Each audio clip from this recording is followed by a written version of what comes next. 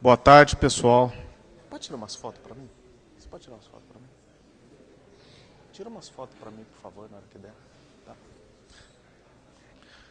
Boa tarde. Bom, o objetivo da palestra de hoje é falar sobre visão computacional e os algoritmos de Deep Learning, mais voltado para as redes neurais convolucionais, utilizando a GPU e VPU. O principal objetivo da palestra é desmistificar essas tecnologias e demonstrar o quão estão acessíveis todas essas técnicas de visão computacional que pode ajudar muito a humanidade. Tá? Inicialmente eu coloco, a única coisa que interessa nesse slide é porque eu tenho o apelido de cabelo, então já fui Black Power. Acho que já está bem explicado o motivo pelo qual eu carrego ainda o apelido, eu acho que é justo. O resto não é muito relevante, eu não sou melhor que nenhum de vocês. Claro que eu comecei a trabalhar com tecnologia desde os 10, 11 anos de idade, e isso me deu me proporcionou um certo diferencial, mas foi muito esforço e eu tenho certeza que cada um de vocês tem os seus talentos e exercem alguma determinada ação, profissão ou técnicas muito melhor que eu. Eu estou aqui apenas compartilhando conhecimento para que vocês não passem todo o esforço que eu tive que executar para concluir alguns trabalhos. Quando a gente compartilha o conhecimento, as pessoas acabam avançando bem mais rápido e, por consequência, evoluindo mais rápido. Agradeço também a minha empresa, que abriu mão das minhas horas de trabalho e tudo mais, embora faz parte do ecossistema compartilhar conhecimento, mas no mundo de hoje nem todas as pessoas compreendem. E a Intel por patrocínio também com os custos e tudo mais. Vamos lá. Primeiramente, eu falo que quem quer se engajar no mundo de visão computacional, eu admiro muito, porque é uma área muito árdua. É muito trabalho, é muito esforço, porque nunca está bom. Primeiro ponto, como estamos vendo nesse slide, a visão computacional demanda tempo real. Não adianta eu trabalhar com um algoritmo que reconhece pessoas e esse processamento sofreu um atraso de 15 minutos. Aí não adianta nada. Mas por que ela demanda tempo real? Eu uso sempre o exemplo que eu presenciei em 2005, um assalto, violaram um caixa de um ATM, de uma agência bancária, esses caixas 24 horas, e o pessoal da segurança olhando o vídeo, olha, roubaram mesmo, olha, destruíram mesmo. Poxa, gente, tem uma câmera, tem um ATM, coloca um algoritmo de visão computacional para ver se tem um corpo diante do ATM. Nenhum ser humano fica paquerando, em sã consciência, fica paquerando o ATM por 15 minutos. Então, a chance de algo acontecer de errado é grande. Já dispara um alerta no back-end de segurança do banco. Então, ela demanda sempre tempo real. Os algoritmos que tem nos carros autônomos, eles têm que processar em milissegundos, se não microsegundos. Então, isso não interessa a quantidade, o tamanho do seu processador, o overhead sempre existirá. É a primeira regra de HPC, computação de alta performance. Ruído. Na época das televisões, dos televisores analógicos,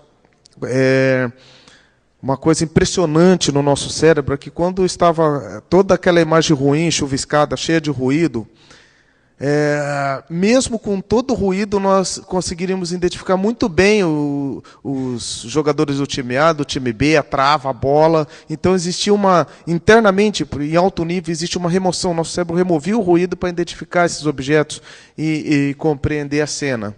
Então, o ruído é um trabalho muito grande no contexto, no segmento de visão computacional. Ambiguidade matemática. Algumas pessoas podem verificar nesse rosto uma senhora ou uma moça de perfil. Então, a ambiguidade matemática pode fazer um algoritmo de reconhecimento facial, um vaso ser confundido com uma face num algoritmo de reconhecimento facial, por exemplo. É a taxa de falsa aceitação e falsa rejeição. Custo computacional. Claro que quando eu tive os primeiros contatos com o PCV em 2003, eu nunca imaginei ter um i7 com o poder de processamento que eu tenho hoje na minha máquina, não só por ser o processador i7, e sim as primitivas, as instruções primitivas, as instruções em baixo nível do processador, as flags do processadores, como o SCE 4.1, 4.2, elas aceleram muito as aplicações de processamento de vídeo. E até os nossos próprios celulares. Hoje eu consigo fazer reconhecimento de imagens nos celulares. Hoje o poder que nós temos nos nossos celulares é fantástico. Mas sempre vai demandar um alto custo computacional, porque do mesmo jeito que os processadores estão evoluindo, as câmeras também evoluem. Em 2004 eu usava uma resolução 320 por 240. Hoje, cada imagem que eu pego no aparelho de celular, eu fico boquiaberto. Eu falo, poxa, haja equipamento para processar tudo isso, haja processamento. Então, isso é um ponto muito importante no contexto de visão computacional. Quando nós falamos de visão computacional, algoritmos de reconhecimento de padrões, nós falamos de algumas variáveis, de algumas técnicas, algumas taxas que não devem ser desprezadas, independente do que será utilizado. Eu vou tentar falar muito em alto nível, que o objetivo aqui não é descer no nível matemático do ecossistema, mas seja para reconhecer uma face, um objeto, um caminhão, um animal. Na minha visão, visão computacional, ou deep learning, ou machine learning no contexto de reconhecimento, no meu ponto de vista, é uma comparação não euclidiana entre dois hiperespaços matemáticos representados por um ou mais objetos. Esse objeto pode ser uma face, pode ser um animal, seja o que for. Mas sempre é uma comparação não euclidiana. Então, se pegarmos no primeiro gráfico, no primeiro gráfico à direita, no canto superior, nós temos duas linhas, dois gráficos. Suponhamos que seja o reconhecimento facial. Na primeira linha, é o gráfico na área A, é onde ele não está me reconhecendo, aí eu tenho o limiar T, e a partir de uma determinada similaridade ele passa a me reconhecer. Esse é o cabelo. Então, a área A é colocado como falso negativo. No outro gráfico, que representa a área B, seria um impostor. Ou seja, uma pessoa que não é o cabelo, até um dado momento ele não está reconhecendo com o cabelo, de um determinado ponto em diante ele passa a errar, seria o falso positivo. Que, biometricamente, independente da biometria, é reconhecido com false accept rate, false reject rate, taxa de falsa aceitação e falsa rejeição. O cruzamento desses dois gráficos dá a taxa de erro comum. Então, eu quero dizer o seguinte: todo algoritmo pode errar no contexto de não ser um objeto ele achar que é, ou vice-versa, ser um determinado objeto que eu deveria reconhecer, ele não reconhecer. E o cruzamento desses dois gráficos é que determina a eficiência do reconhecimento desse algoritmo. Tá? E trazendo um pouco para o reconhecimento facial, para ficar fácil o entendimento, como que eu regulo um algoritmo? Se fosse uma aplicação de reconhecimento facial, eu tenho eu tenho um plano cartesiano onde um eixo é falsa aceitação, outro é falsa rejeição. Então, as aplicações judiciais, elas são menos criteriosas ou menos chatas para facilitar o entendimento. Ou seja, se eu coloco o rosto do cabelo e eu quero achar o cabelo, eu quero que a polícia está querendo me achar, coloco o rosto lá, vem os 20 mais similares, não tem problema. O policial pode ir lá no sistema e falar, é esse que eu quero aqui. Então, ele é menos criterioso. No meio, eu tenho as aplicações civis. Então, o que acontece? Eu quero identificar uma pessoa para entrar no condomínio. Então, não pode trazer 30, mas não pode trazer ninguém. Um ponto importante, lá nas aplicações civis, se eu me cadastrei com o rosto frontal, eu posso ser identificado com meio de perfil com 15 graus, ou em qualquer um dos eixos, dos eixos da face. Já nas aplicações civis, eu já começo a engessar um pouco o cadastramento. Eu não posso ficar tão de perfil, eu tenho que ter uma iluminação um pouco ambiente para facilitar o reconhecimento. Ou seja, tem que ser quase que no mesmo padrão do cadastro. E as aplicações de autossegurança, por exemplo, abrir uma residência, uma porta, um cofre, eu já tenho que ser muito mais exigente matematicamente. Se eu cadastrei a face frontal, eu tenho que reconhecer frontal e vice-versa.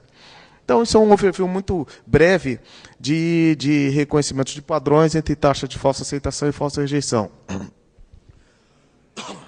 Onde eu usei isso na prática? Há alguns anos eu fui convidado pela Rede Record para participar do quadro do Gugu denominado Super Gêmeos. Esse quadro ele tinha o principal objetivo de reconhecer, reconhecer as pessoas. O objetivo era reconhecer os irmãos, dado várias duplas de irmãos gêmeos, univitelinos, quer dizer, idênticos, as duplas de irmãos gêmeos mais similares ganhariam um prêmio. Então, o que aconteceu? Eu deveria calcular, o problema proposto matematicamente era inverso, ou seja, eu teria que reconhecer os irmãos gêmeos mais distintos, porque qualquer algoritmo de biometria, eles apresentam, os irmãos gêmeos univitelinos, eles apresentam uma alta taxa de similaridade. Seja ele holístico ou estrutural, que eu falarei mais adiante, mas então o problema proposto era inverso. Então foi aí que eu trabalhei com FAR, FRR, a taxa de falsa aceitação e falsa rejeição. Então, se procurarmos no YouTube Super Gêmeos, Gugu e Super Gêmeos, vai ter o quadro que foi ao vivo e foi comparando todos os irmãos gêmeos. Eu tinha que calcular a distância não euclidiana, o quanto eles eram não próximos, o quão distante eles estavam. Isso é um exemplo de manipulação da taxa de falsa aceitação e falsa rejeição. Falando um pouco sobre biometria facial, que poderia ser qualquer outro tipo de objeto, nós poderíamos pegar um exemplo que na face, independente do reconhecimento de padrão de uma face, a visão computacional poderia localizar os pontos característicos da face e tem muita informação dentro de uma face. Se você pega as estruturas da face, como poderia pegar as estruturas do objeto, vocês poderiam tomar decisões em torno dessas análises estruturais da amostragem. Por exemplo, eu posso saber se a pessoa está feliz, se está chateada, se está sorrindo ou não, se ela está em estado sonolento ou não, com a frequência no qual ela pisca os olhos. E tem informações mais interessantes. Por exemplo, a distância da pálpebra até a sobrancelha determina com uma eficiência muito bacana se eu sou negro, caucasiano, branco, qual é a minha etnia. A estrutura da face também diz sobre a etnia da pessoa. Então, esses são pontos importantes que eu deixo em aberto aí no contexto de visão computacional. Tá? Aí, o que acontece? Imagina uma câmera 360 graus. Se eu estou falando de visão computacional, imagina enxergar 360 graus. Eu acho que esse é o grande passo evolutivo. Eu posso ter um controle de acesso em catracas com uma câmera 360. Existem diversas vantagens. Primeiro, que vai ficar mais fácil para que o sistema localize o meu rosto, porque praticamente vai estar... como se fosse uma visão omni, né? Eu tenho uma visão, a câmera em algum momento ela vai pegar minha face 100% frontal, a probabilidade é muito maior. E também fica mais complicado para os bandidos esconderem sua face. Uma bobeada, uma câmera 360, várias câmeras 360 bem posicionadas, poderia combater o crime aí em diversos aspectos. Mas o reconhecimento de padrão 360 graus pode trazer diversas vantagens, porque você não vai ter um único foco, você vai ter um foco 360. Essa é uma câmera, inclusive, está aqui na minha mochila, até esqueci, trouxe ela para tirar foto no Fiz, esqueci. Se eu coloco essa câmera no lugar da lâmpada, eu passo a ter uma visão 360 graus fantásticas. Consigo fazer contagem de pessoas, rastreabilidade de objeto dentro de uma loja, ver quais são as zonas quentes e uma série de coisas. Me surpreende a Amazon Go não ter usado esse tipo de recurso na hora que usaram visão computacional na sua loja para rastrear. Eu acho que seria bem mais eficaz a câmera 360, mas ok, deve ter os motivos, talvez seja custo computacional. Um grande desafio da visão computacional é justamente a luminância. A falta ou excesso de iluminação faz com que dificulte a rastreabilidade, a detecção de cantos e uma série de outros recursos que é utilizado na visão computacional.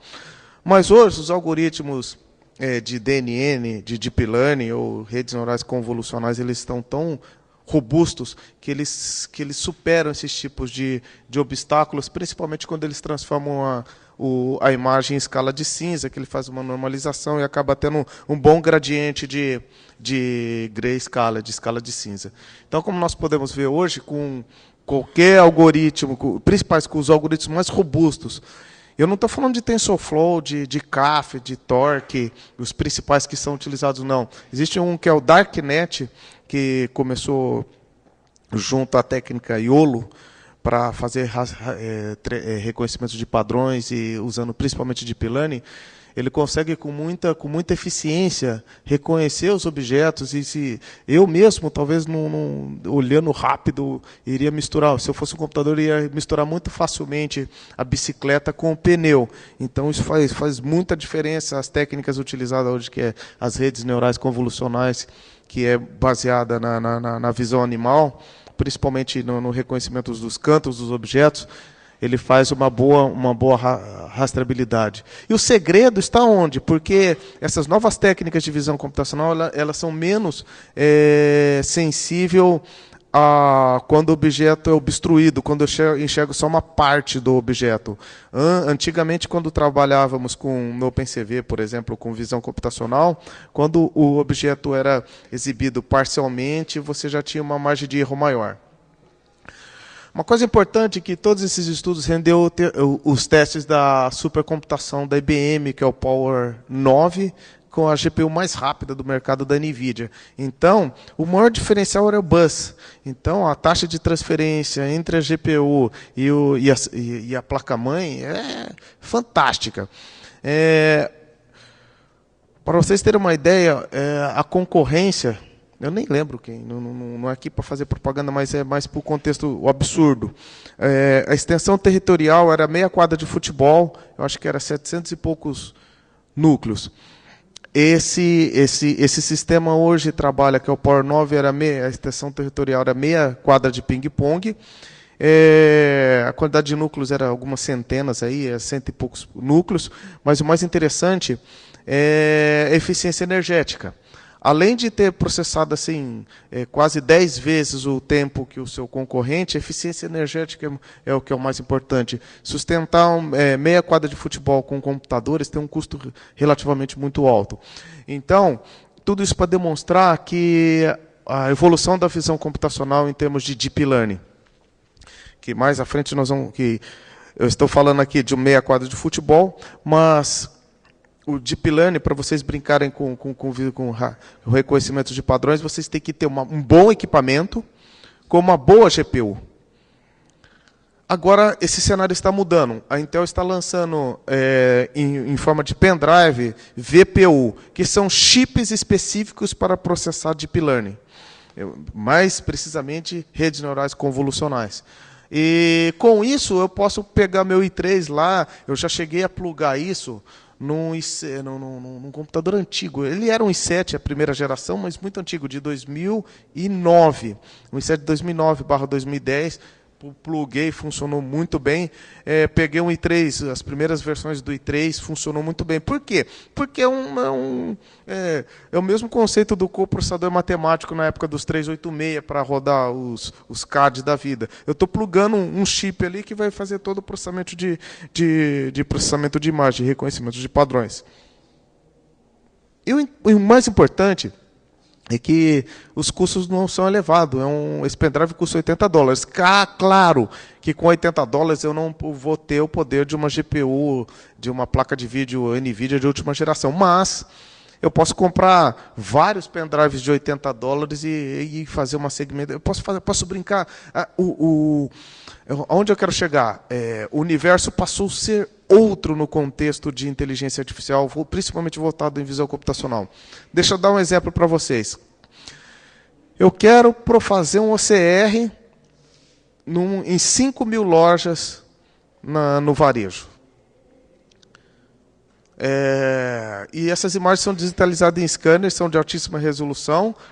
Por mais que eu tenha banda no Brasil, eu não tenho recurso suficiente para... Eu não tenho banda suficiente para... o varejo hoje não tem banda suficiente para enviar essa massa de dados.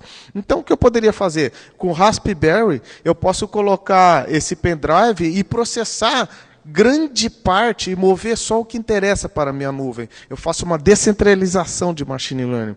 Eu não preciso processar todos os meus algoritmos em TensorFlow, em Darknet, o CAF, seja qual for o framework, eu não preciso de mais nada. Agora, eu processo ali local com Raspberry, um computador extremamente barato.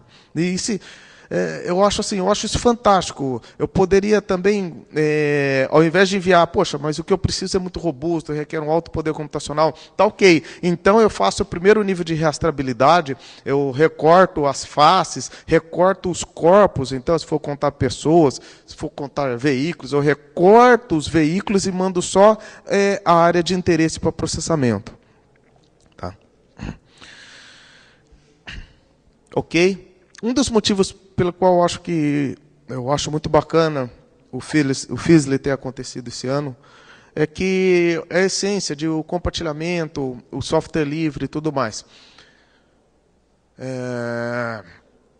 Esse equipamento ele surgiu, claro, eu não estou aqui com o contexto de criticar, mas ele disponibilizou apenas para o Ubuntu os drives dessa VPU. E como estava no Git, eu peguei os fontes e compilei para todas as distribuições Linux. Então, o primeiro ponto é o seguinte, a colaboração. Poderia muito bem ficar lá, poxa, a Intel é isso, é aquilo, não só solta para o Ubuntu, nada contra o Ubuntu, poderia ter soltado só para o Fedora, seja qual for a distribuição. Mas o contexto é o seguinte, eu não vou trocar de distribuição só para testar um recurso, ou vice-versa. Todo mundo tem. Então, que cada um tem que fazer a sua parte. Sei que nem todo mundo é desenvolvedor, mas se todo mundo colaborar, os problemas deixam de existir de uma maneira mágica. Peguei, compilei, gerei para. Eu acho que a URL, depois eu até passo onde está essa URL, esqueci, foi uma falha minha. Mas não existe aquele favoritismo. Eu acho, o objetivo foi ajudar e propagar a informação do que ficar esperando. Se ela não fez, foi por algum motivo. Tá? Muito provavelmente não foi porque ela ama o Ubuntu e detesta o SUSE, ou vice-versa. Aqui, em especial, agradeço o Gustavo, que está presente aí no público. É até uma honra, Gustavo. E durante todas essas pesquisas, né, eu estava trabalhando bastante Object Tracking. Por exemplo, eu achei um corpo, achei um carro, vou fazer a rastreabilidade. Aí, do nada, Gustavo mandou, olha isso aqui. Eram umas técnicas um dos algoritmos de segmentação semântica do Facebook. Aí que eu me atentei, falei, poxa, se eu conseguir detectar... Porque as redes neurais convolucionais, elas se baseiam nas detecções de arestas, né? Do contorno. Eu falei, poxa, se eu conseguir detectar o contorno do objeto, eu tenho uma série de vantagens com relação a aplicações. Inclusive, hoje os veículos autônomos usam essa segmentação semântica, que é o quê? Não é só localizar o objeto, é detectar toda a sua borda. Então, eu pedi porque você tem um certo nível de profundidade. Quanto maior a profundidade, maior a margem de erro, em virtude da resolução que o objeto se encontra. Mas, enfim, aqui é um exemplo muito bem ilustrado. E, assim, é fantástico como ele conseguiu separar o solo e reconhecer as minhas pernas, não confundir o final do carro. Então, assim, isso é uma nova técnica também que vai ajudar muito. Você pode remover o fundo. Por que remover o fundo? Simples, porque, às vezes, uma luz incandescente ou não, qualquer tipo de iluminação no fundo pode atrapalhar o algoritmo. Então, você faz aquele reconhecimento num primeiro nível, recorta para depois aprofundar o processamento, que eu vou falar mais adiante sobre o kernel convolucional. Eu acho também que, junto com a visão computacional, nós não podemos esquecer todos os recursos que já é hoje normal no nosso dia a dia, que é a realidade aumentada.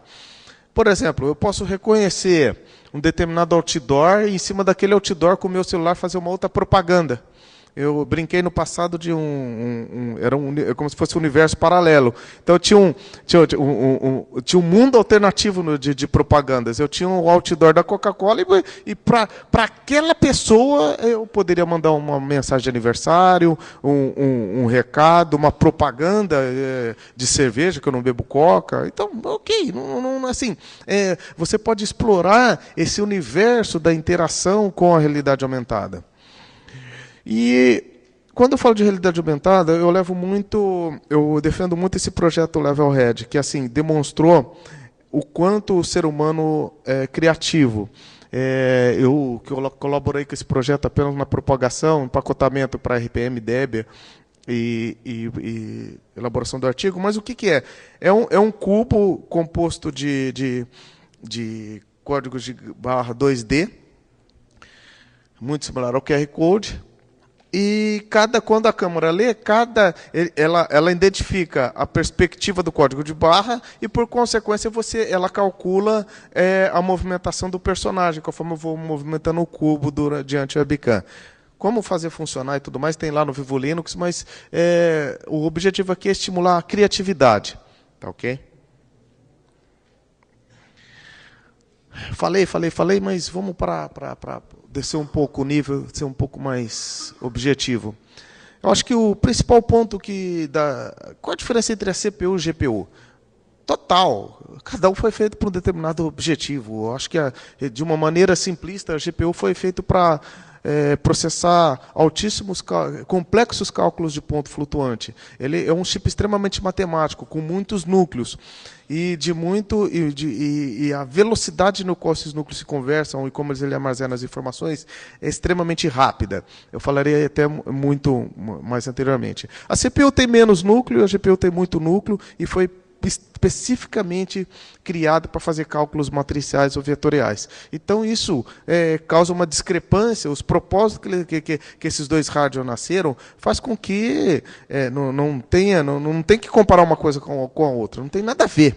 Tá?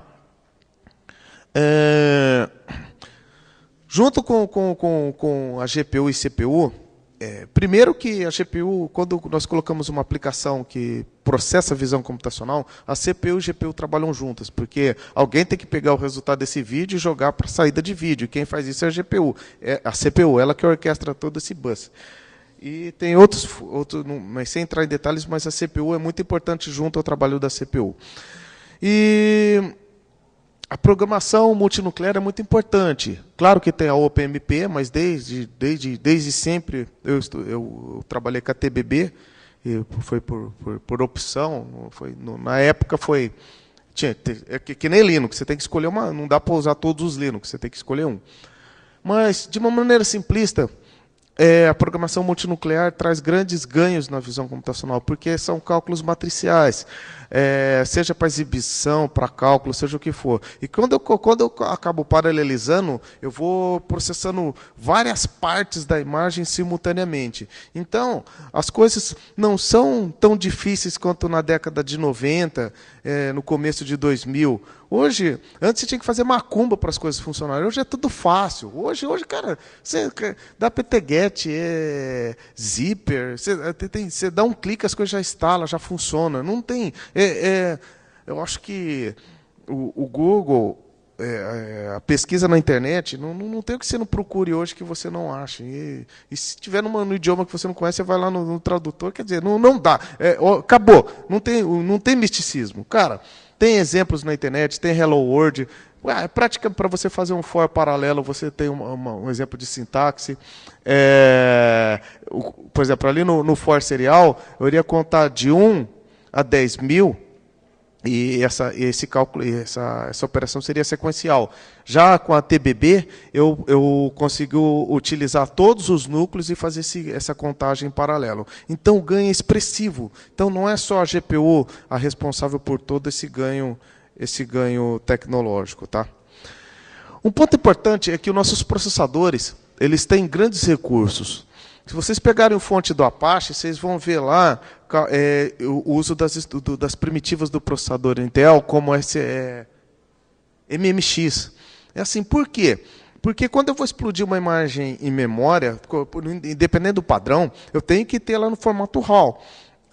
Tem que ter ela aberta, descompactada. E quando você tem algo que acelere isso, o ganho é fantástico. É uma coisa invisível, mas a capacidade de comprimir e descomprimir a imagem, conseguir explodir a imagem em formato RAW, é muito importante. Hoje, nossos processadores têm as instruções SSE, dependendo do modelo, é 4.1, 4.2.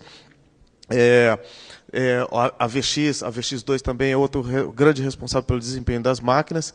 Então, assim, fiquem muito atentos à biblioteca IPP, que lá mais adiante eu falo como utilizar isso na OpenCV.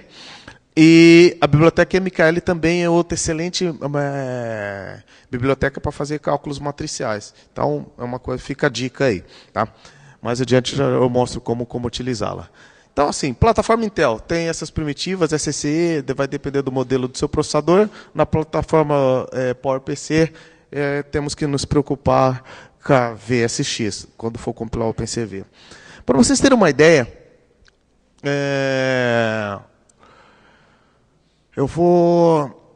depois, quando eu conheci CUDA, meu mundo mudou. Foi aproximadamente em 2008, se não me falha a memória. Para vocês terem uma ideia, eu vou até pular a apresentação e explicar a experiência. Eu peguei um vetor com 2 milhões de elementos.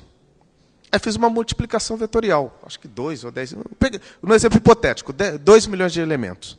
Fiz uma multiplicação vetorial, levou lá no Core 2 Duo, tá até o modelo aí, levou 391 milissegundos. Está aqui, está na tabela, caramba. 50 milhões, um vetor com 50 milhões de elementos, levou 391 milissegundos. Quando eu dobrei para 100 milhões de elementos, a minha multiplicação vetorial, o tempo praticamente dobrou.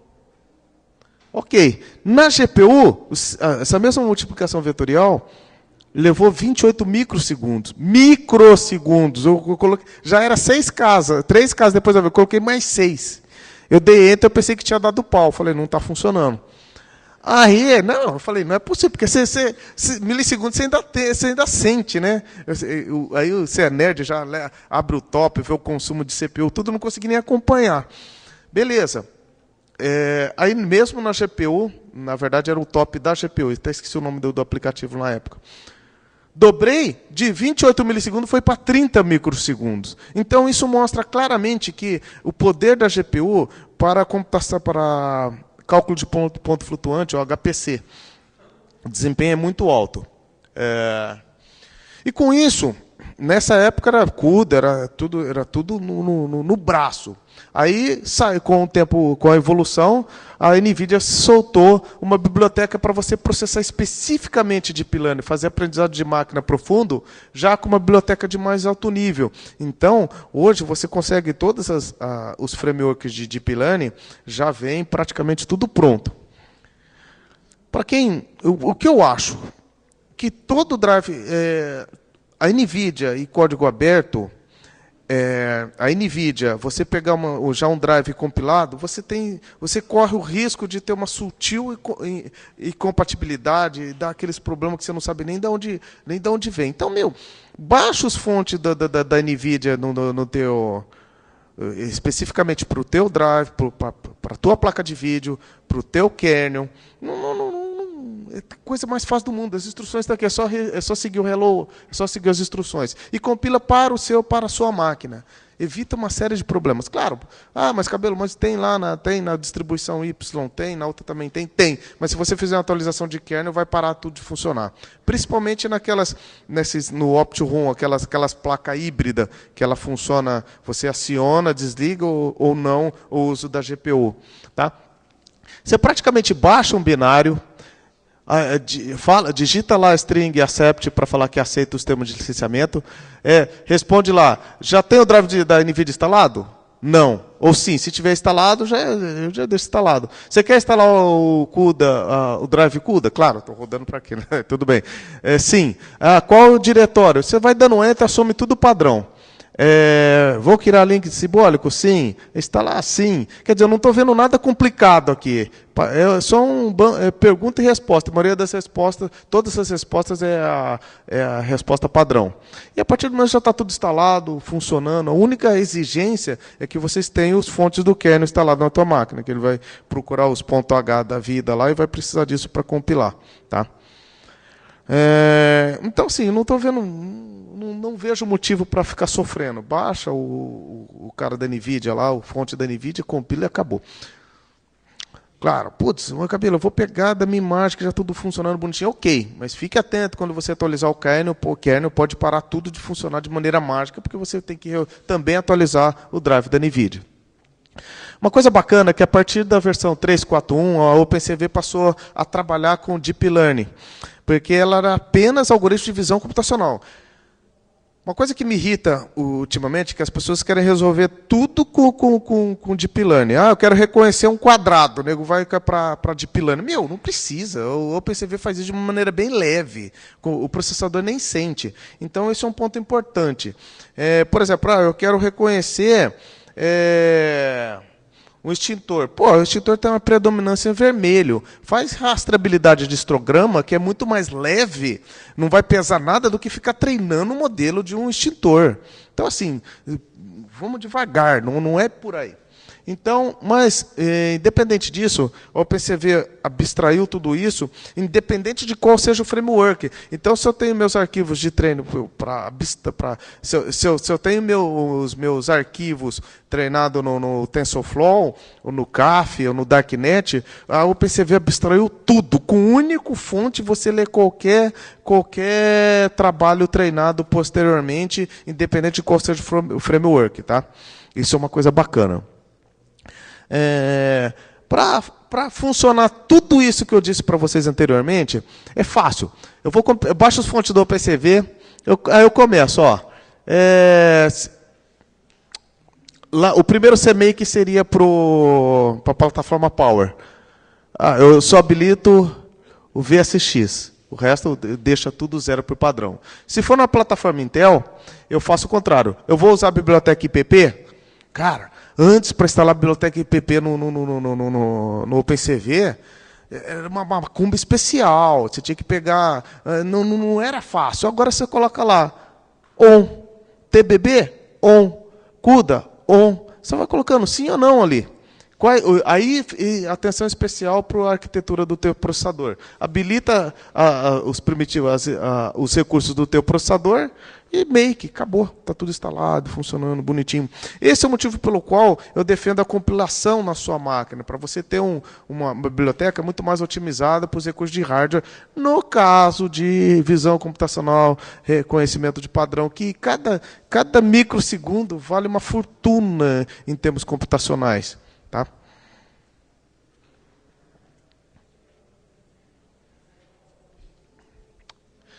De uma maneira simplista, existe uma mistura entre machine learning e deep learning, que não é só para imagem.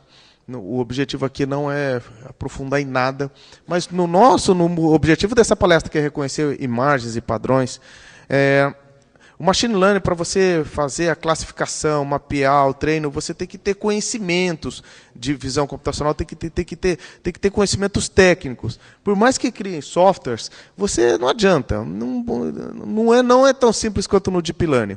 Mas o segundo ponto importante, com uma abstrução, quando o objeto ele é apresentado parcialmente na imagem, a taxa de erro aumenta muito. Ele não é susceptível a margem de erro aumenta muito. Já no Deep Learning, se eu mostro um objeto parcialmente, ele é capaz de reconhecer. E a classificação, você não tem que ser nenhum especialista. É muito fácil fazer a classificação de objeto. Você joga lá os objetos, fala que aqui tem banana, aqui tem abacaxi, aqui tem um cavalo, e fala, é muito simples em termos operacionais. De uma maneira alto nível, em termos operacionais, não estou falando de programa, nem cheguei perto desse assunto. Acho que o impacto gritante, quando você vai fazer o treino no machine learning, o Deep Learning é justamente a preocupação com o nível de classificação e tudo mais, é a obstrução do objeto, que é o foco da palestra, reconhecimento de padrões. Quando a gente fala em Deep Learning, eles usam puras redes neurais convolucionais, no qual eu falei sobre aquele pendrive da Intel, a VPU, e as redes neurais convolucionais, elas praticamente... Eu tenho a entrada dos neurônios, que vai ser uma imagem.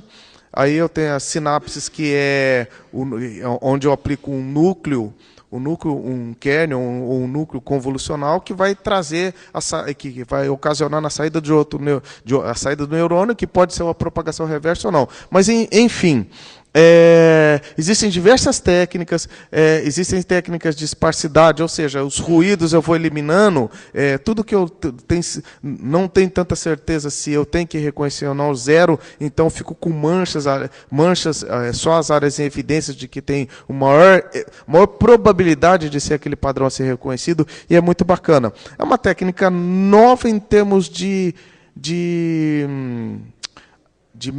aplicabilidade. A técnica de redes neurais convolucionais vem de 1989, 90, uma coisa assim. Não é a técnica nova. Trazer ela para o código, para a computação, que eu estava conversando com o Gustavo, é que foi a grande sacada. As pessoas criam os códigos, aí começa a portar, criar framework, e bacana. Um dos exemplos é o Darknet. Um dos exemplos que eu aconselho vocês visitarem, testar, com o projeto Darknet, que usa a técnica YOLO, de reconhecimento de objetos, usando convolução. Você passa de uma maneira muito rápida, até eu posso demonstrar depois lá fora, eu ligo meu notebook com GPU para vocês verem funcionando. Mas, enfim, para instalar o Darknet também não tem nenhuma macumba. Eu baixo os fontes no GitHub.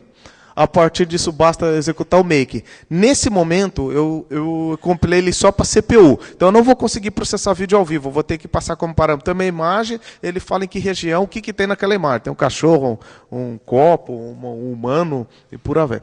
Se eu quero processar vídeo, processar ao vivo, ter uma interface gráfica, aí eles utilizam o OpenCV. Eu vou lá no arquivo Makefile, habilito o GPU colocando no CUDA DNN para treinamento, OpenCV ou OpenMP para programação multinuclear. E dou make novamente, pronto, tudo de maneira está funcionando. E o desempenho, assim, para vocês terem uma ideia, na CPU, se eu tento processar um vídeo ao vivo, dá no máximo um décimo de frame por segundo. Tá? No máximo. Você não consegue nem ver o frame. Não dá nem tempo do obturador se adaptar. Não dá nem tempo do sensor se adaptar à iluminação local. A imagem começa escura e você não consegue visualizar a imagem praticamente. Quando eu coloco na GPU, eu consigo processar 7 frames por segundo. Tá? Então, a diferença é gritante e o desempenho também. Outro ponto importante que, no caso do YOLO, em especial, eu não sei se está dando para ver o quadro ali, nós possuímos eu tenho que passar a região que eu quero treinar. Hoje já tem software que faz tudo isso automático, mas eu tenho que passar a coordenada proporcional, não passo x e y como inteiro.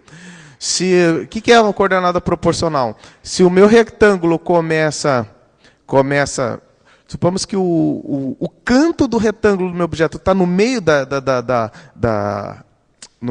imagem, então a minha coordenada é 0,50 e 0,50, que é 50%, é meio e meio. Tá? Então eu tenho que achar as coordenadas proporcionais, está aqui a fórmula. Tá? Eu acho as coordenadas proporcionais, são as coordenadas relativas à imagem. Tá? Então eu calculo as coordenadas relativas, tanto do centro do objeto e da largura e altura.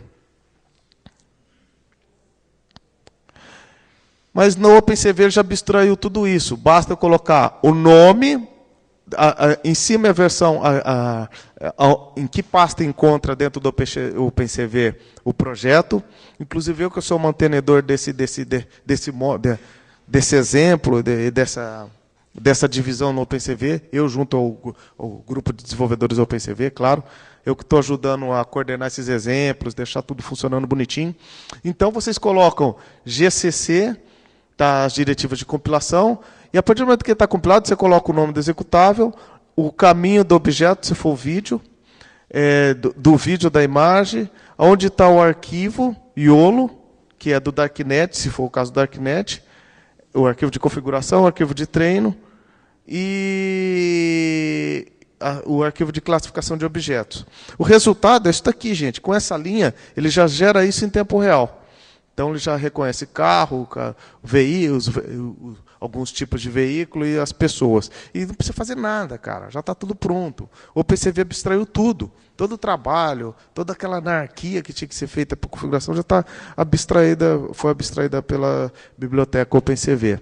E o ponto importante é que o desempenho é muito superior mesmo na CPU. Tá? Por quê? Porque o PCV ela explora muito os recursos primitivos dos processadores. Tá? Bom, gente, obrigado. Eu tentei passar de uma maneira muito macro o assunto. Cada slide daria uma palestra, não dá para descer o nível em cada um desses assuntos, mas eu vou ficar aqui no Fizzly, estamos aqui para conversar, meu notebook está aí, podemos mastigar bastante o assunto. A vida não é feita só de elogios, então o que vocês não gostaram, pode criticar para evoluir minha apresentação, meus trabalhos. As críticas são construtivas. Sugestões bem-vindas, meu e-mail está aí, meu blog, quem quiser ficar atualizado sobre o que está acontecendo, o que eu estou fazendo, é o assuntonerd.com.br. Como sempre digo, colaborar atrai amigo e competir atrai inimigos. Obrigado pela atenção e por ficar aqui ouvindo esse cara feio falando aí quase uma hora. Obrigado.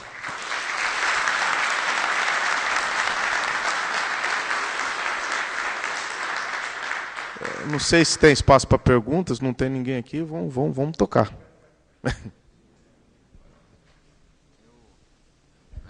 Prazer em conhecê-la. Eu estou nessa área há alguns meses, né? Uns 12 meses só. Eu queria saber se você já fez alguma... porque eu lido com a descrição em contexto da imagem, porque o Darknet ele te mostra os objetos, certo? Em contexto, ele descreve a imagem em contexto, tipo assim... não assim, tem 10 pessoas, tá? É uma sala que tem uma palestra, ele gera uma sentença. Se você já fez alguma coisa nesse sentido ou não, porque é o que eu estou trabalhando. Se eu entendi a pergunta, para que ele entenda que seja uma palestra, ele teria que identificar que tem um corpo aqui, e eu aplicaria algoritmos de detecção de esqueleto utilizado no OpenPose, que aí já usa o framework CAF. E o que acontece? Poxa, existe um cara com algum objeto na mão ali na frente. Esse comportamento, eu teria que aplicar um algoritmo voltado a comportamento baseado na estrutura no algoritmo, da estrutura extraída no algoritmo de detecção de esqueleto. Então, por exemplo, se eu calcular o ângulo dos vértices do meu esqueleto, eu posso saber os movimentos que eu estou fazendo. Tá ok? Então, isso você pode analisar o comportamento. Na contrapartida, você enxerga vários objetos que são humanos, e esses humanos, com o algoritmo de detecção de esqueleto, muito facilmente dá para detectar que eles estão sentados, porque existe 45 graus no vértice, e fala, poxa, é uma palestra. Então, você poderia, mas é um trabalho árduo. Aí eu trabalharia de uma maneira simplista, como faria isso? Aplicaria o algoritmo de detecção de esqueleto, pegaria vários... com esse algoritmo, pegaria várias pessoas palestrando, no exemplo hipotético, porque eu mexo o braço, tem pessoa que fica... para uma análise estrutural. E vários algoritmos e várias amostragens de pessoas sentadas. Então, eu vou ter um espaço amostral de detecção de esqueleto, de pessoas, cujo a estrutura de esqueleto sentados, quais são os posicionamentos das pessoas sentadas. Na outra amostragem, eu tenho uma estrutura de um ser humano palestrando. Jogo isso numa rede neural, não é deep learning, eu colocaria aí uma rede neural convencional perceptron, multicamada, com backpropagation, jogaria isso, falava, isso são pessoas palestrando, são pessoas sentadas, e se eu conseguir detectar todos esses padrões, tanto no contexto visual, quanto no contexto de dado da estrutura dos corpos, eu consigo mapear o comportamento e narrar. Tá ok? Foi claro? Deu para entender? Mas, por favor. Você tem usado já, você falou muito de processamento em tempo real. Eu trabalho muitas coisas em Bash, por exemplo, o OpenCV junto com o Hype. Acho que há uns 2 anos atrás, acho que eu conversei com você rapidamente, quando você estava começando a estudar você falou que estava dando uma olhada no Hype. Você evoluiu alguma coisa no Hype, processamento não tempo real, para casos de processar grandes volumes de imagens em batch? Qual que seria a opção melhor? Não, eu acho assim que, primeiro, não processar em tempo real é bem mais simples. O grande problema do não processar em tempo real é o padrão de vídeo que está sendo utilizado. Porque o vídeo hoje é um veneno para a visão computacional. porque ele tem aquele compressão P-frame, desculpa, o P-frame que ele só duplica a diferença. E isso gera um alto índice de compressão. Eu até deveria ter colocado, e a compressão é um veneno para a visão computacional, porque ela gera muito ruído, que nós, seres humanos, não enxergamos, mas um algoritmo enxerga perfeitamente. Mas eu acho assim, se o vídeo não possuir um alto grau de compressão, eu acho que é um desafio até mais tranquilo atualmente, desde que você consiga, de alguma maneira, não lembro o nome agora, um acelerador para fazer o decoder desse vídeo, para explodir esse vídeo. Porque, querendo ou não, é pesado, né? Qual a diferença entre o vídeo ao vivo e um vídeo armazenado? Existe uma compressão pesada. E você vai descompactar em memória e processar. Esse é o ponto, esse é o grande desafio. Mas eu tenho certeza que dentro da NVIDIA deve existir vários frameworks de aceleradores do codec em questão. Então, esse é um ponto importante. Se for H264, que MPEG-4, qual a versão do MPEG-4, tem que ficar atento muito mais à compressão do que à visão. Porque o resto depois que eu descompactei, daí em diante é tudo igual. Tá ok? Está respondido? Vou fazer uma pergunta aqui que o pessoal fez, da comunidade. Renato, ele trabalha muito com isso, ele fez a pergunta para você o seguinte, que ele usa o CUDA, porém ele queria saber se você já trabalhou com algum encoder da AMD, ou você só trabalhou diretamente com o da NVIDIA.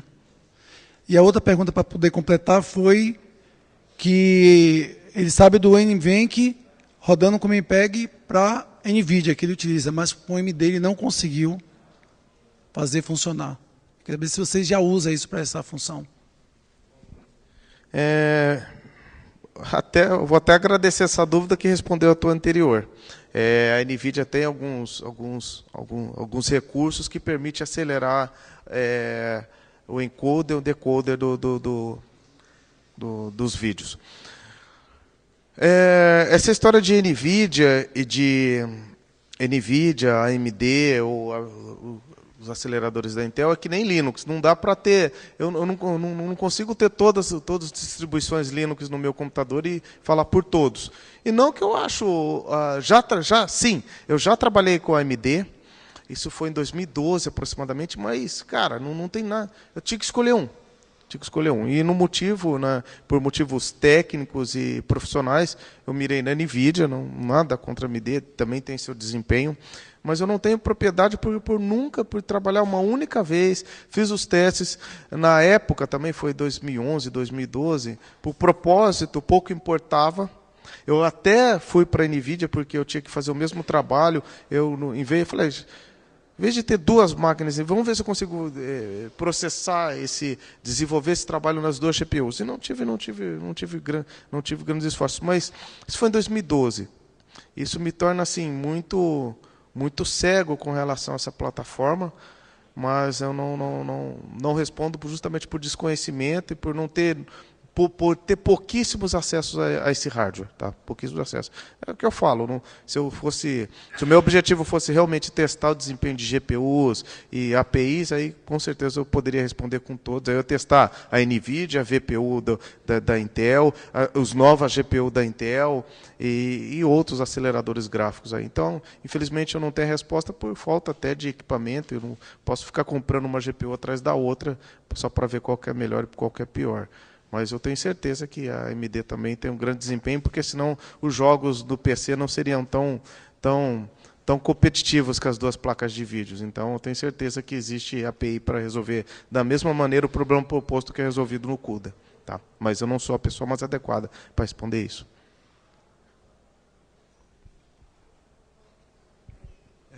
Tem como usar o CUDA sem ter que instalar o driver da NVIDIA?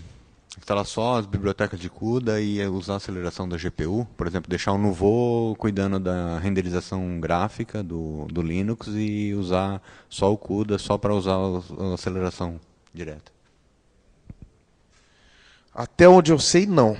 Porque eu já até tentei fazer isso, até onde eu sei, porque existem recursos gráficos que é utilizado na NVIDIA, que impacta diretamente os cálculos matriciais. Talvez, se for possível nas últimas versões, porque eu já pego a minha máquina e já instalo a NVIDIA, que eu não posso perder tempo fazendo esses testes.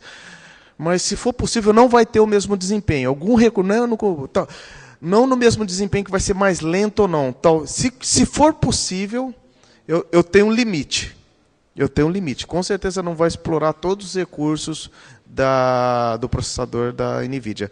Mas existem rumores de que a NVIDIA vai abrir o seu drive. Tá? Por que eu não testei? Porque desde que eu me conheço, desde que eu trabalho com CUDA, existem segredos da NVIDIA que fazem a diferença durante o processamento. E às vezes é um pulo do gato, às vezes é um bug que ela corrige e ninguém sabe que existe. Então, tudo que é proprietário, eu acabo usando o próprio drive, embora você baixe tudo e compila na sua máquina, porque eu não tenho tempo para ficar fazendo esse tipo de testes. Se hoje já é possível, existem limitações, principalmente nas chamadas da API de baixo nível. Não vai estar todas disponíveis, principalmente o que tange na área de 3 dimensões. Tá? Quando ele vai renderizar a superfície de um objeto tridimensional, você quase nem vê. Você vê uma esfera, você vê uma bola de futebol lá, parece que ela é perfeita. Na verdade, são milhões de polígonos. Eu esqueci o nome da técnica, a técnica que a NVIDIA usa para dar essa suavização de serrilhado, que é fantástica, que eu esqueci, tem uma técnica especial muito bacana. E muito provavelmente isso não tem. Só esse recurso já faz toda a diferença numa chamada de API, dependendo, principalmente se você está fazendo cálculo de matriz bi ou tridimensional, entendeu? Verdade. Tem mais alguma dúvida? Bom, gente, então muito obrigado pela atenção e até o próximo evento.